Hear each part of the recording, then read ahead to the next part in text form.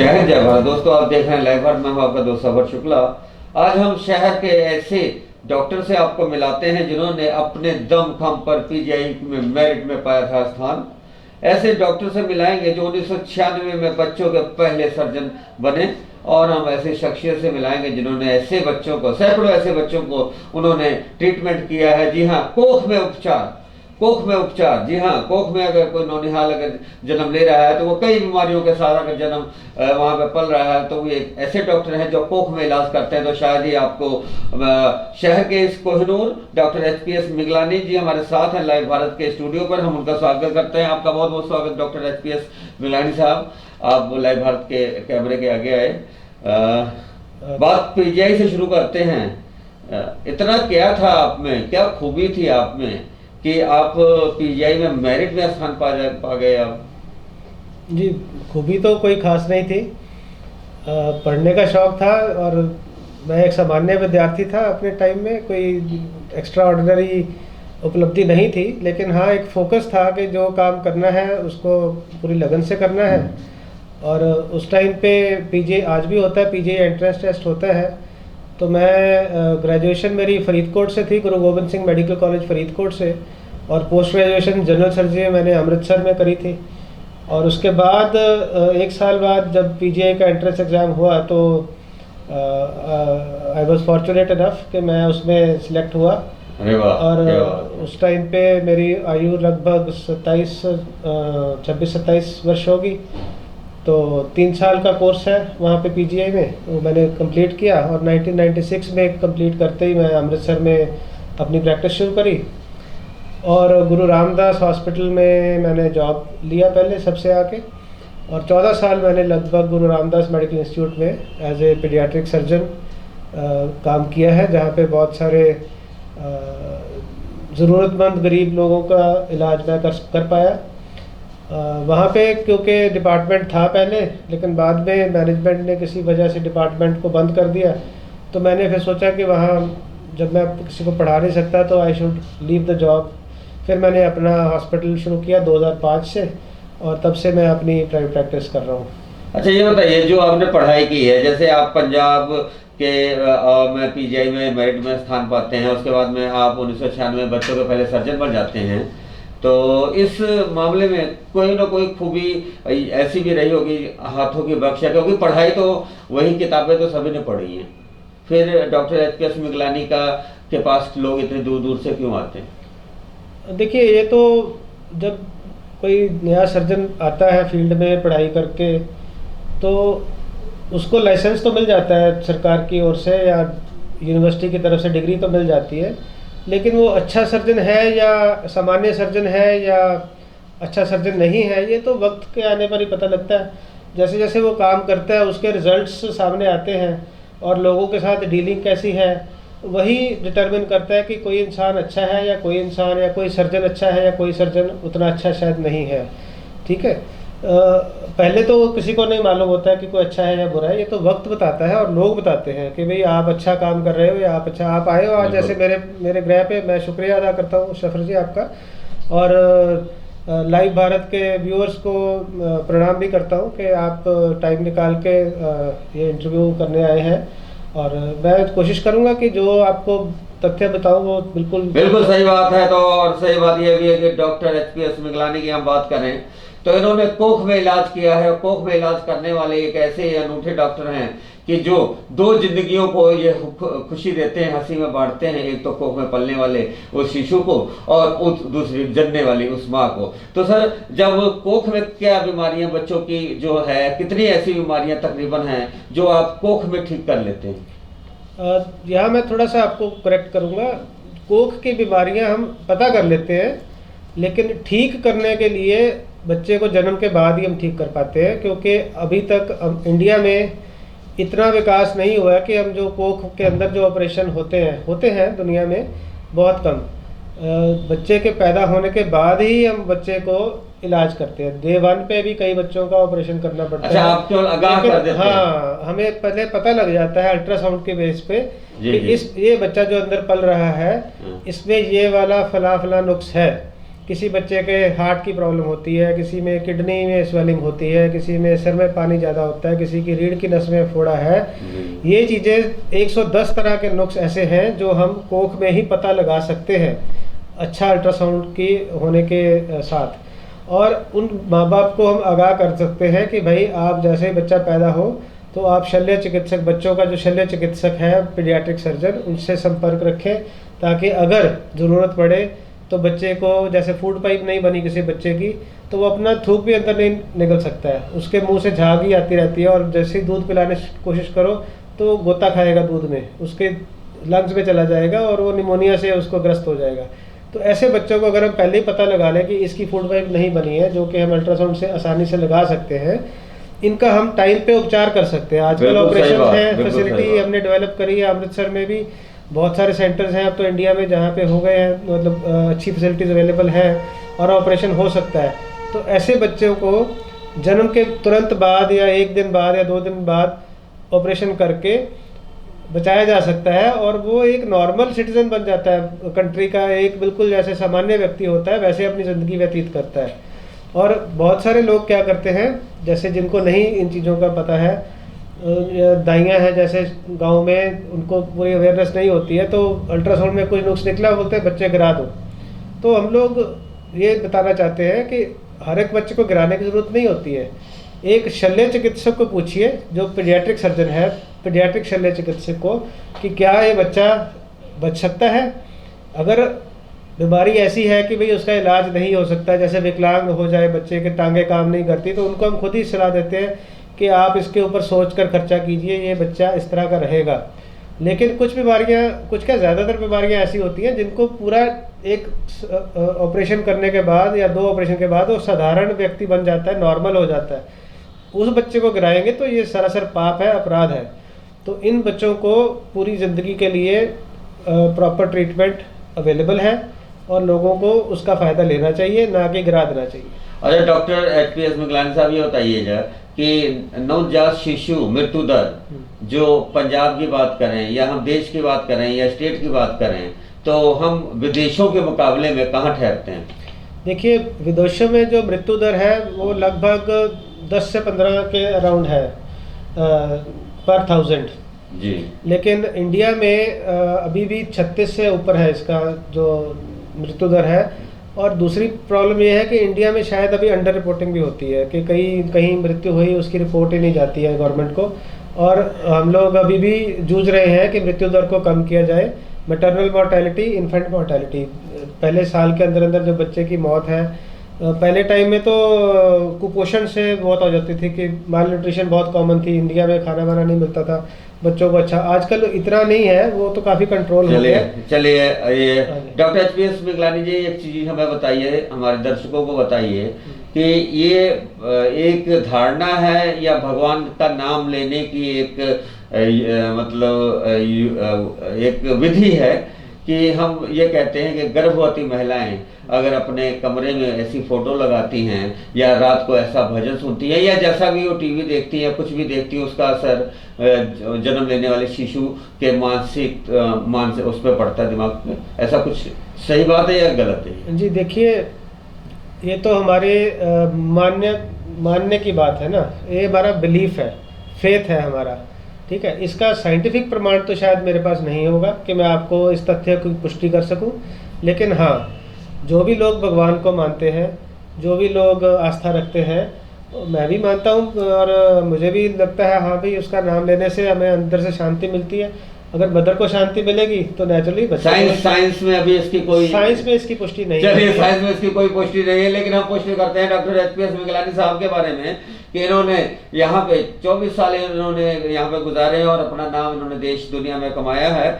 और ये जैसे उन्होंने बताया, बच्चों की ये बीमारियों के लेकर इन्होंने कई ऐसे इलाज किए हैं जिसके बाद पूरा देश, पूरी दुनिया इन्हें कवर करने के लिए मीडिया भी आता रहा है।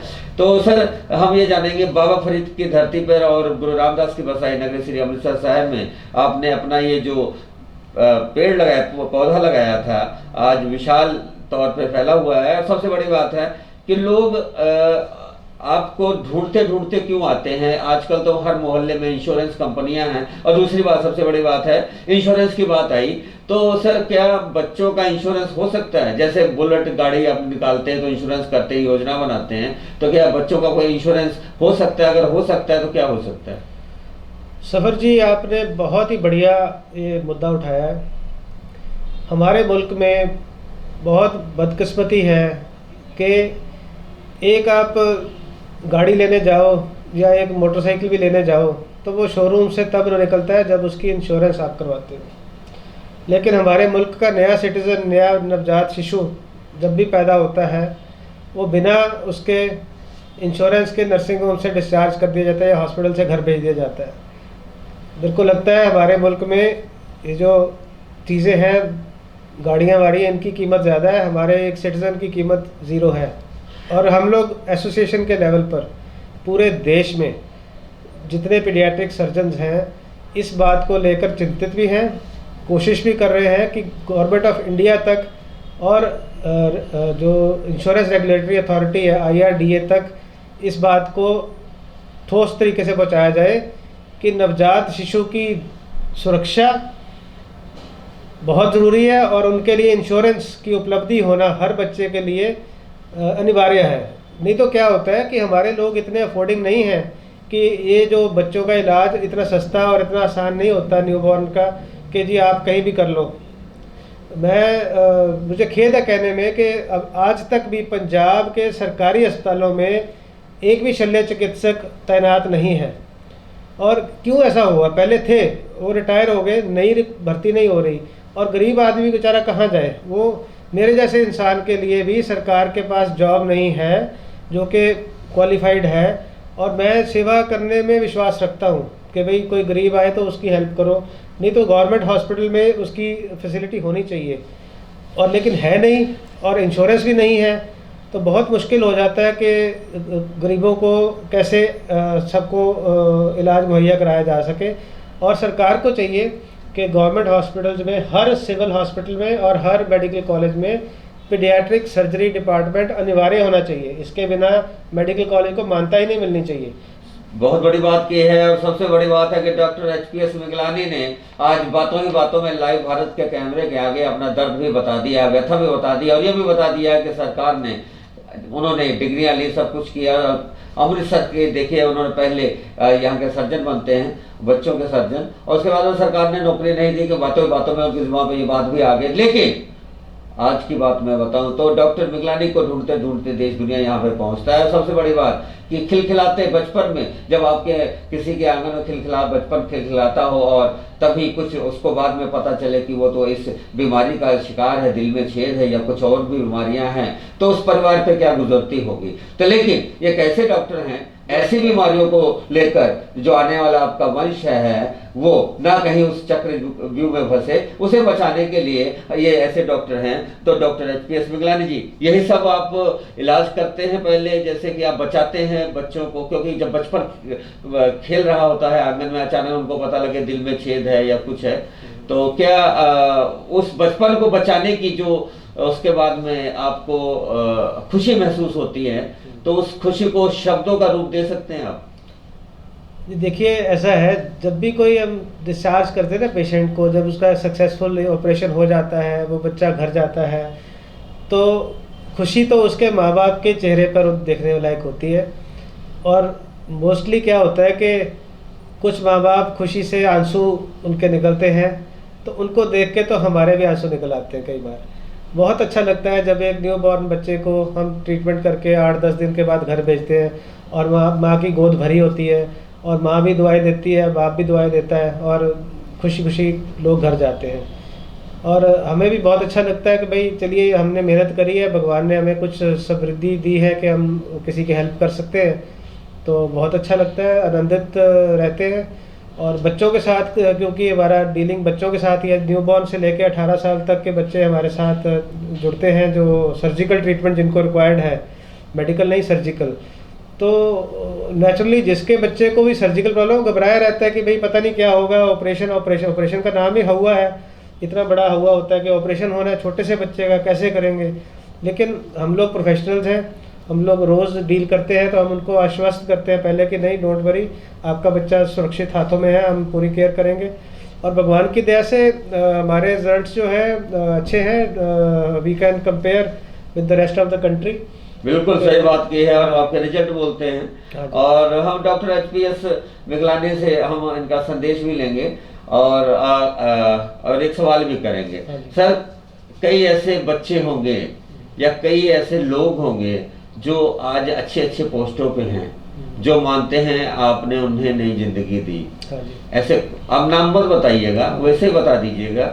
ऐसे कई आईएएस ऑफिसर, आईपीएस या कुछ ऐसे बड़े बड़े अधिकारी भी होंगे, नेता भी होंगे, सियासत भी होगी। देखिए ऐसा है, अभी मैं ज़्यादा पुरानी बात तो नहीं करूँगा, मैं रिसेंट आपको 2 इंस्टेंस बताऊँगा आपके माध्यम से।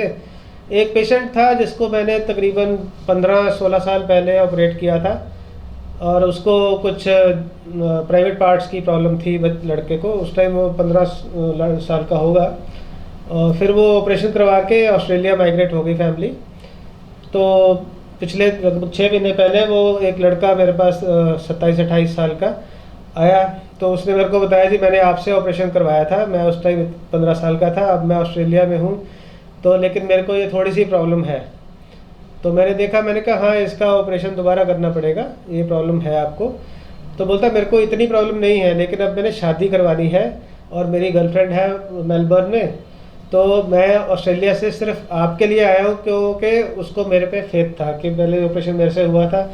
सो हमने उसका दोबारा, वो अडल्ट था लेकिन मेरे फील्ड से, मैंने उसको कहा कि आप वहीं से करवा सकते थे। बोलता नहीं, मैंने करवाना आप ही से था।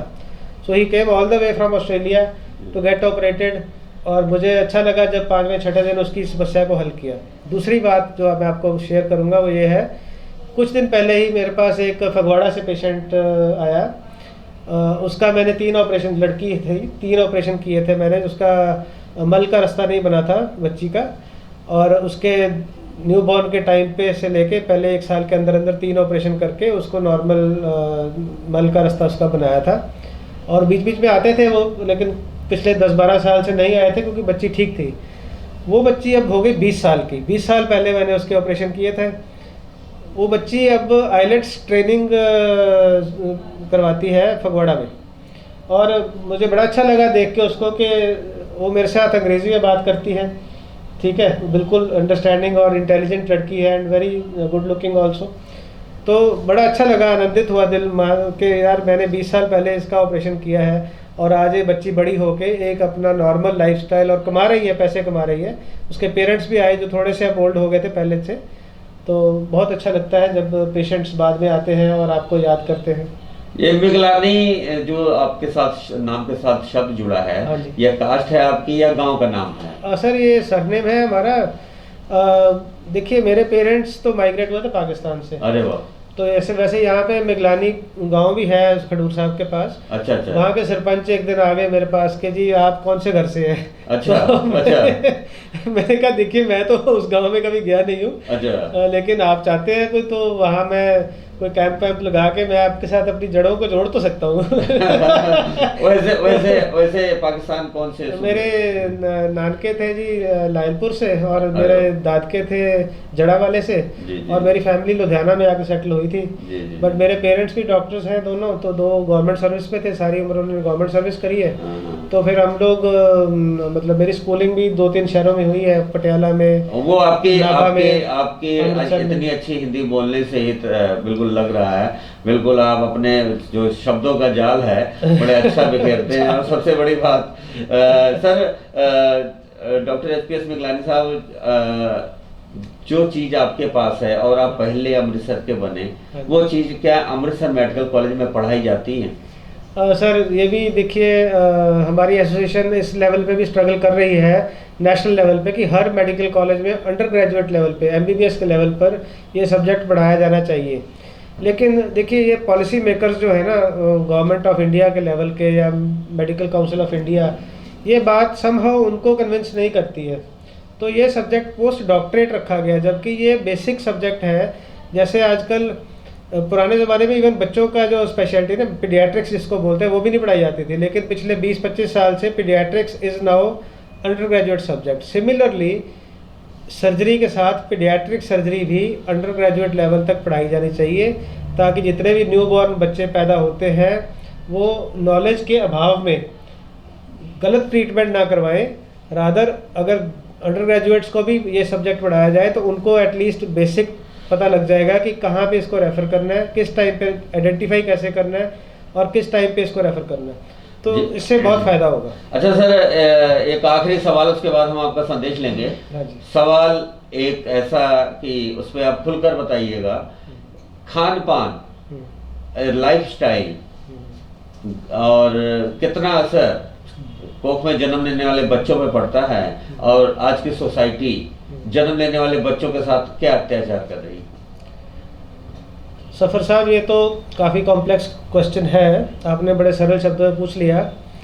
देखिए, खान पान से हमारा जो लाइफस्टाइल चेंज हो रहा है, हम लोग वेस्टर्न डाइट की तरफ जा रहे हैं, और बहुत सारे मेरे पास पेशेंट्स, बच्चे भी ऐसे आते हैं लेके जिनको वेस्टर्न लाइफस्टाइल ईटिंग हैबिट्स, जैसे हमारे बर्गर, पिज़्ज़ाज़ और नूडल्स और चिप्स वगैरह आ गए हैं मार्केट में, ये बच्चों के पाचन शक्ति को ख़राब करते हैं। इसमें बच्चों को कब्ज़ रहना बहुत ज़्यादा शुरू हो गई है, और मेरे पास तो तब आते हैं बच्चे जब दवाइयों से उनको कब्ज़ का निवारण नहीं होता है और उनको फीकल इन्फेक्शन हो जाती है, फंस जाती है, मतलब उनकी पॉटी निकलती नहीं है, तो तब वो बेचारे सर्जिकली कंसल्ट करने के लिए पहुंचते हैं, रेफ़र कर देते हैं लोग कि अब हमसे नहीं होगा, आप इसका ऑपरेशन करवाइए। तो दूसरा, जो माँ के अंदर, पेट के अंदर जो बच्चा पनप रहा है, माँ को हेल्दी डाइट लेना बहुत ज़रूरी है। जो वेस्टर्न डाइट्स हैं वो प्रोसेस्ड चीज़ फूड है, उसमें बहुत सारे प्रिजर्वेटिव्स हैं जो हमारी सेहत के लिए अच्छे नहीं होते हैं, और हम लोग कतई रिकमेंड नहीं करते कि एक गर्भवती महिला को इस तरह की डाइट दी जाए। So they should have a good balanced diet, healthy diet लेनी चाहिए मदर को।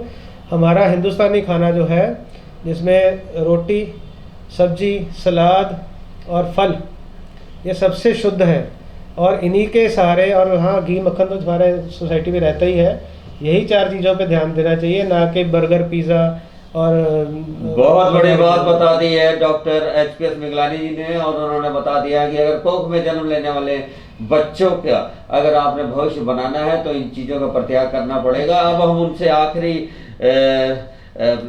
नमन करते हुए उन्हें, और उनसे हम करते हुए कि सर कुछ संदेश हमें दीजिए, हमारे जनता को, हमारे लाइव भारत के कैमरे के आगे। मैं लाइव भारत के सभी दर्शकों का अभिनंदन करता हूं कि उन्होंने टाइम निकाल के ये इंटरव्यू को देखा है। मेरा सबसे यही संदेश है कि जब भी आपके बच्चे को कोई कहे कि इसको ऑपरेशन की ज़रूरत है, तो कृपया क्वालिफाइड पीडियाट्रिक सर्जन से सलाह लीजिए, और वही आपको सही दिशा निर्देश दे सकते हैं। और जैसे बच्चों का यूरोलॉजिकल कंडीशंस है, किसी बच्चे को रुकावट है पेशाब की, किसी को कुछ प्रॉब्लम है, तो एक एवरेज जो बड़ों वाले सर्जन्स हैं उनको शायद उतनी नॉलेज नहीं रहती है कि वो आपको सही दिशा में चला सके। लेकिन जो बच्चों का स्पेशलिस्ट शल्य चिकित्सक है, अभी पूरे भारत में लगभग 1500-1600 बच्चों के शल्य चिकित्सक हो गए हैं। जब मैं पास हुआ था तब लगभग 400 लोग थे, हम अब 1500-1600 हो गए हैं। तो लगभग अच्छे शहरों में बच्चों का शल्य चिकित्सक मिल जाता है।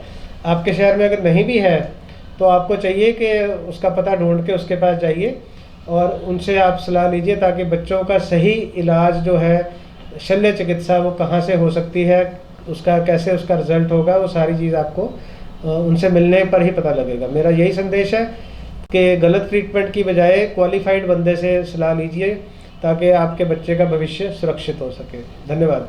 तो ये थे डॉक्टर एचपीएस मिगलानी जी, जिनसे हमने बात की माई सिटी माई डॉक्टर के इस कॉलम पे लाइव भारत में, और कैमरा पे थे मनोज भगत और मैं आपका दोस्त सफर शुक्ला। तो आपको कैसा ये प्रोग्राम लगा?